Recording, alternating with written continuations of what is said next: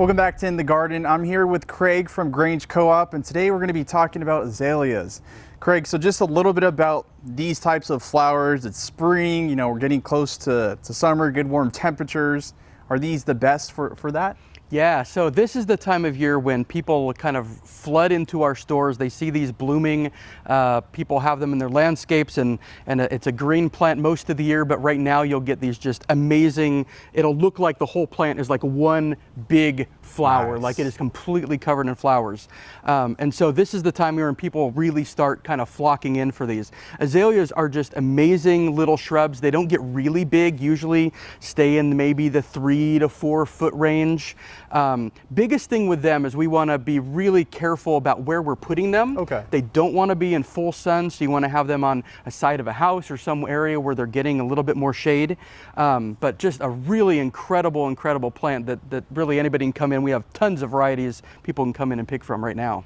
And then if you were to plant them, like what sort of a fertilizer would you want to use? Yeah, so azaleas are another one of those plants that really wants that acid. They want a low pH in the soil and in their fertilizer. So other plants like that would be a rhododendron or a blueberry or a camellia, a lot of plants like that. So when you plant them, it's important to use an acid planting mix, something that specifically says that it's for acid. So we have an example here of a G&B one that is an acid planting mix. And then that fertilizer you use is one that specifically is going to call out azaleas on the label. It'll say rhododendron, azalea, camellia, or something like that, or it might say acid loving.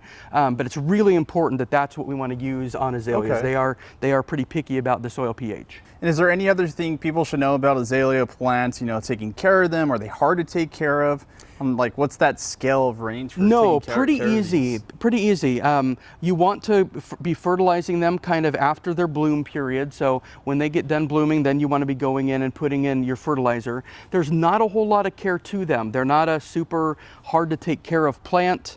They are evergreen, so they don't lose their leaves in the winter. So Okay. they're not just bare sticks during the winter time. And like I said, the great part is that you get around this time of year, we get into the spring at some point, and then they are just a one massive color. They really are a really great landscape plant. Sweet. Well, not only would it make a good name, but it makes a good piece to have out in your garden. Indeed. Awesome. Well, thank you, Craig. And if you have any more information, you could go to our website at kdrv.com or go to a Grange Co-op near you to talk to a specialist like Craig himself.